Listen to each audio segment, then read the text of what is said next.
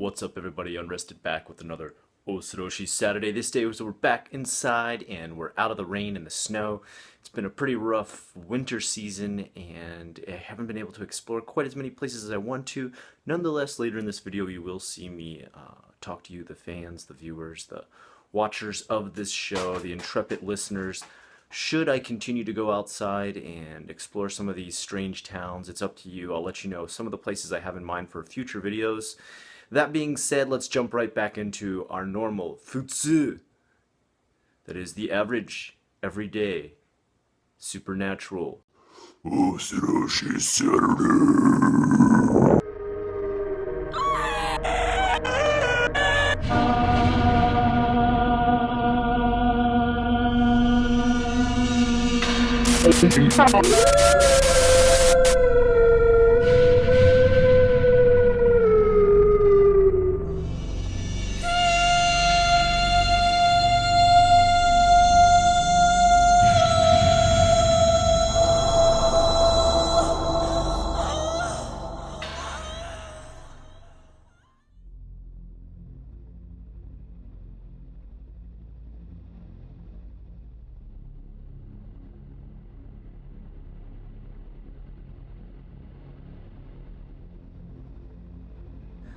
This next story is what some may call either a true pasta, or a true life pasta, or true life horror. This is supposedly a 100% true story written by William Dolphin, known simply as an unexpected guest turned a visit to my friend's house into a nightmare. Listen and decide for yourself. Do you think this could have really happened? If so, what evidence is there on the internet? Can you search it, find it, and post it here in the comments? Please do. A year ago, I went to visit an old friend of mine from college named Chris. He lives in Connecticut with his wife Susan and their son Todd. The plan for us was to just hang out for a few days, and so they had promised to prepare a guest room for me. When I arrived, Chris took me inside. I know we promised you the guest room, he said quietly, but something's kind of come up. Susan's Uncle John just got divorced, and she offered him a place to stay until he can find an apartment. He won't be in our way, but I had to let him have the guest room. Hey, no problem, I said. Where am I sleeping tonight? It's gonna sound a little bit creepy, but I've set you up in the attic. There's a room up there which we're planning to turn into our playroom for Todd when he's older. It's got a futon, it turns into a bed. You just have to watch your step coming down the stairs at night, because you could easily fall down. Those are pretty steep. I shrugged. Sounds fine with me. That night I woke up to the sounds of the house settling. There was a creaking coming from just outside my bedroom door, like someone pacing back and forth. I lay there with my blankets pulled up to my chin, staring out into the darkness of the attic and feeling very vulnerable. The only way out was through that door and down the stairs. As is often the case, when one wakes up in the middle of the night, I felt the sudden need to use the bathroom. I tried holding for what seemed like an hour, but eventually my fear of that strange creaking and overpowering noise was far more overpowered by my bladder's need to relieve itself. I wish I'd brought a flashlight, I mumbled to myself, stepping carefully to the door. I put my ear to the wood to listen to that creaking sound, but as I approached the door, it stopped. I halted a moment, my ears prickling, trying to hear the slightest sound above the silence that suddenly enveloped me. Finally, the desperate need to pee came back. I stepped back, I opened the door, and nothing. I was feeling foolish. I crept along the attic to where the stairs went down, trying to make sure not to fall down and take them one by one in the steep manner that they were laid out. I made it down the stairs, found my way to the bathroom, and thanks to a nightlight, I headed back up to the attic. As I got up to the darkened landing, I realized the creaking sound had returned. With it, I could hear some sort of swishing sound, like someone dragging their feet and a muffled sort of sobbing. I held my breath, frightened, but not wanting to show it, in case it was just Chris playing a prank on me. Hello? Hello? I said in my bravest voice. The shuffling and sobbing stopped. Who is that? Came back a very quiet voice. It's Will. Who's thatting? Oh, you're Chris's friend. Someone moved forward. I couldn't quite see him in the dark, but I could make out a white shirt covered with dark stains and striped pajama pants.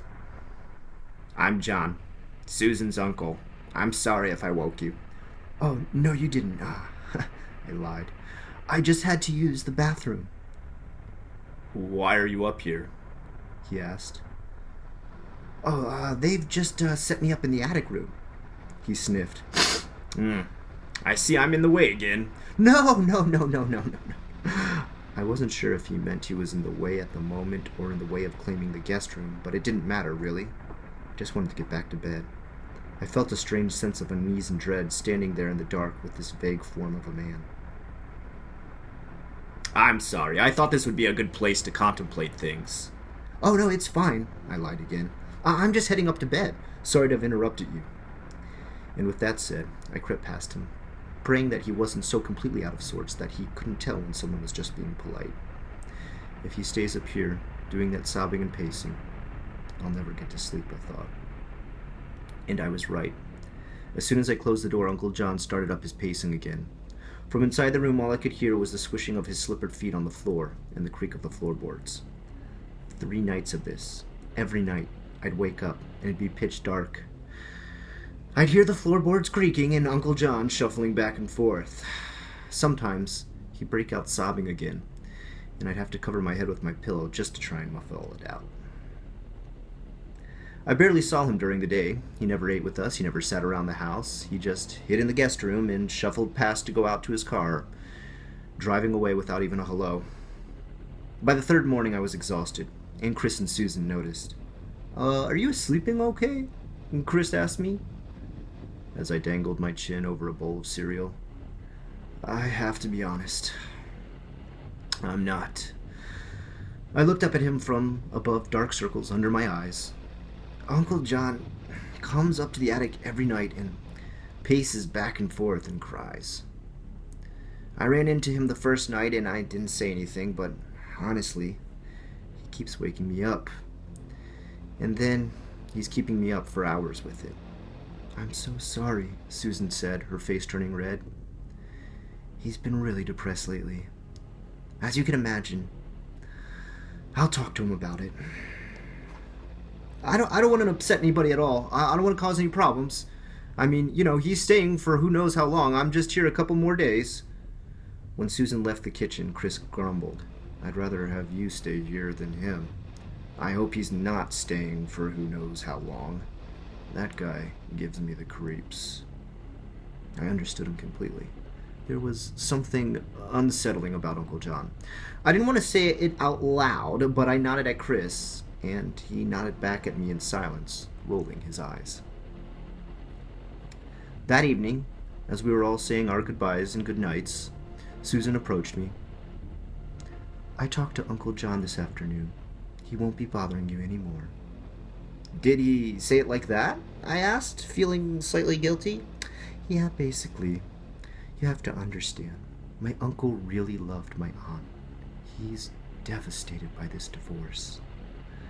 I shouldn't ask, but... I paused, making sure we weren't being listened to. Do you know what led to the divorce? The divorce?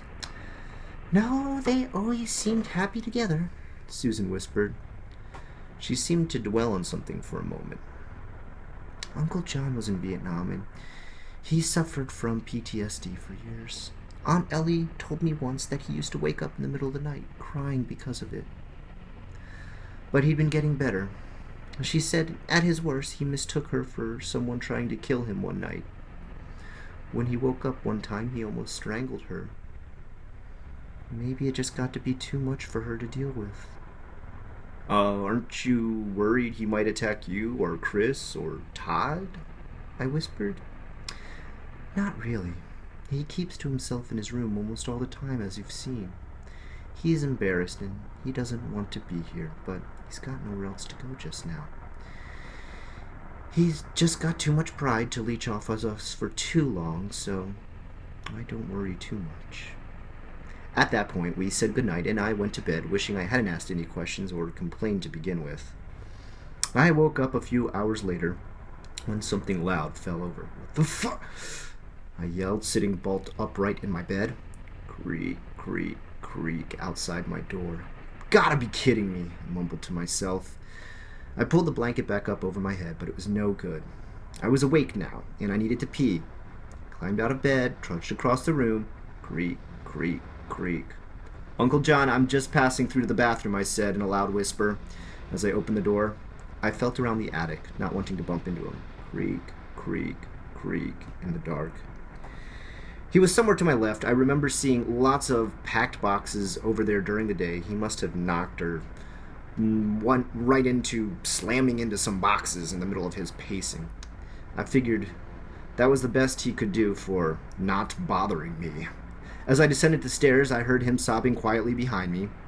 I had to stick my fist in my mouth to stifle a groan. When I came back up a few minutes later, he had stopped pacing.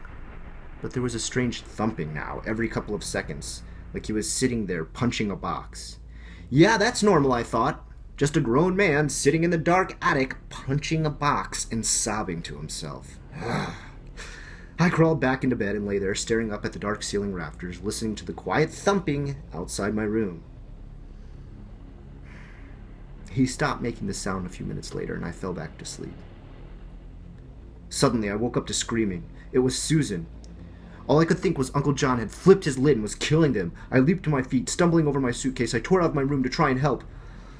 It was a casual thing, glancing to the left as I ran out of the room. Kind of wonder, what did John knock over last night? The answer was a chair. John had knocked over a chair. And honestly, it made sense to knock over a chair because how else was he going to hang himself from the rafters without finding a chair to stand on and kick it out underneath him? That's what he had done. Uncle John was hanging there right in front of me, an ornate extension cord taut around his neck. His face was swollen and purple. His tongue was sticking out of his mouth like he was making an expression of pure disgust. His eyes were bulging out of their sockets, staring blankly into space. I stopped my mad dash for the stairs and forgot all about the screaming for a minute. I stood there, staring at John's corpse, reliving those moments in the darkness when I thought I had heard the creak of floorboards as he paced. It was the sound of the cord shifting against the wooden beams with each swing of his body. The thumping must have been when his feet were bumping into the nearby boxes.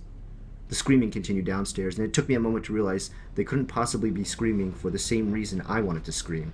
I descended the staircase slowly, watching Uncle John disappear from view as I went. I don't know why, but I had to come to the irrational idea that if I turned my back, he'd come back down the stairs after me and grab me, maybe stick me up there in his place. I don't know why I thought that. When I got downstairs, Susan was in hysterics. Chris was alternating between trying to talk to somebody on the phone and yelling at her. "Just take Todd and go," he was shouting, occasionally accenting the point by shaking her like a rag doll. When she saw me, he let go of Susan and hurried over. 132 Burgess Lane, he yelled at the phone. "I don't know, just send anybody. I don't know, paramedics will be enough." "Uncle John?" I stammered. Chris stuffed the phone in his pocket of his bathrobe. "Yeah," he said, gripping my shoulders. We stared at each other. Chris looked determined and focused. I'm sure I looked horrified and pale. "Look, I need your help. Take Susan and Todd and get them out of here. I can't have Todd seeing this." I nodded dumbly and walked past Chris, taking Susan by the arm. I carried her and her crying kid downstairs, then went back to Todd, who was sitting in his bed looking confused and worried. I bundled all of us up. I put Todd in my arms. I led Susan to my car, and she sat there in the passenger seat, gasping for breath as I buckled Todd into the back seat. I could hear sirens in the distance getting closer. I climbed into the car and looked at Susan. "Susan, I'm so sorry." She looked at me through tear-filled eyes. "There was so much blood," she whispered. "What?" "Never seen so much blood." "Wait right here," I told them both as I unbuckled myself, got back out of the car. I ran back inside, took the stairs, 3 steps at a time, to the second floor. Chris was slumped against the frame of the door to the guest room, looking in. I went up to him and then looked into the room. There was a body in the bed, curled up on its side in a ruined nightgown, arms and legs stretched out, like it was welcoming a hug. The head was on the dresser across the room. It was an elderly woman. Her hair was long and silver, her eyes dark and empty. Her mouth hung open slightly. The sheets and the pillows were drowned in brown with old, dried blood, and in otherwise green carpeting was now a dark, dark tea brown all around the bed and the dresser. Aunt Ellie. Chris looked up at me. A fucking psycho killed her. Brought her to my house. God knows when. He cut her head off. Cut her fucking head off. When they find him... They won't have to look very far, I said. The image of that room of death burning into my brain. He's up in the attic. Chris stiffened. He hanged himself. I held his shoulder and squeezed my hand. We stayed the next night in a hotel. Chris needed help calming Susan down while taking care of Todd. She was in severe shock. I took Todd out to a movie so Chris and Susan could be alone for a few hours. We had told Todd that his mommy had found an terrible infestation of ants in the house and was very frightened of bugs. Uncle John had found a new place to live. Terrible, terrible lies. But for God's sakes, he was only 6 years old. He believed every word. I left for home 2 days later. They spent another week and a half in the hotel while the police documented everything and the cleaners came to tidy everything up. Chris told me Susan insisted on throwing out every single piece of furniture in the guest room. She redecorated it to look completely different. She never wanted to see the way it had been again. I've been back to their house only once since. Chris gave me a sideways glance when I requested the attic room over the guest room. Susan developed a bit of a nervous twitch at the request, but said nothing. I only spent one night, hours after everyone was asleep, when the world seemed darkest. I woke with a chill under my skin. I was covered head to toe in blankets, but there was a distinct, frigid cold that seemed to settle over me. I lay there, looking up into the infinite shadows. I swear, I heard sobbing outside my door.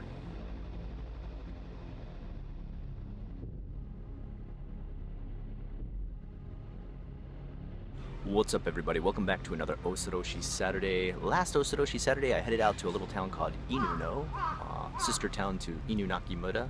Some people enjoyed that video, some people didn't. I got 7 thumbs down on that, I think, at this point where I'm recording this video. It might be more than that.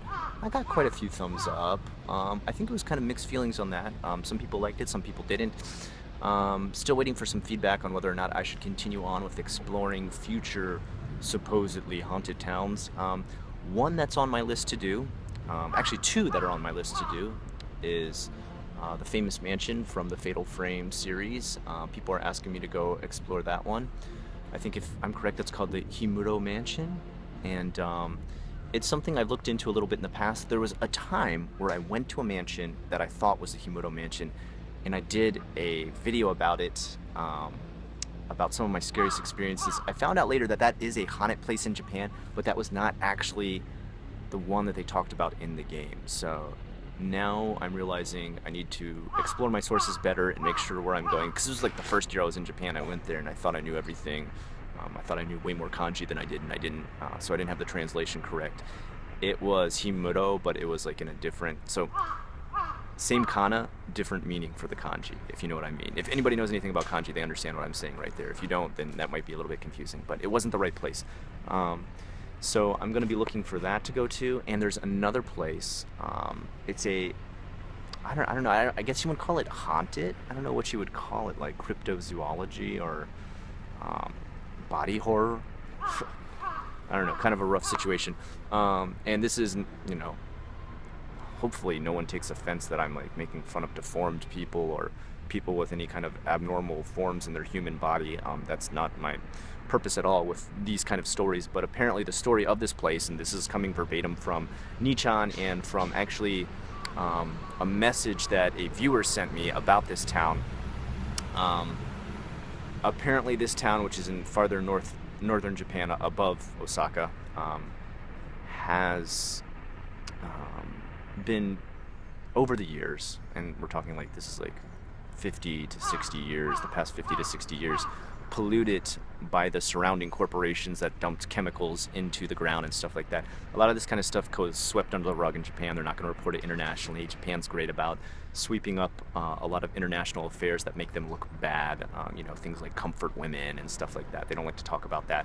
This is another situation where there was a huge chemical spill, something similar to like Fukushima, not as bad as radioactivity, but something that was bad enough that it could deform the children with all different types of birth defects when they were born, and affect them in a way in which there was an entire generation that apparently was deformed in this town, generation and generations deformed in this town, and apparently, and this sounds horrible, and again, I'm not I'm not trying to make fun of or make light of deformities or anything like that. This is merely from the story. Please understand, I'm not being this insensitive. A siren sounds for when people visit the town so that the deformed people stay inside their houses and don't bewilder or scare or horrify the visitors to this town. So we're talking about another town once again that has these sirens that go off to warn of some sort of, object or character or person of fear. Now, does this really exist? I do not know. I have no proof behind this right now. This is something I need to explore myself to find out if it's really real. Like I said, every urban legend comes with a pinch of truth. So once again, that's what we're going to find out. Is there a pinch of truth to this one as well? I'm not going to shout out what the town is right now because I do have a problem with, in the past, when I've shouted out areas or towns or places I'm going to explore, they tend to get hecklers or people who are snooping in there to do things that are not necessarily, with the best intentions. Again, I guess I'm being somewhat provocative with covering these types of subjects, and how would you say? I wouldn't say extorting. I would say not necessarily exposing either, but I guess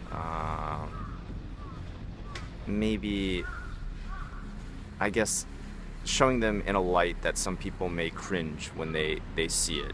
Showing it in a light that some people may find it disturbing or uncomfortable. And again, it's not me trying to be insensitive or say, hey, look at this freak show.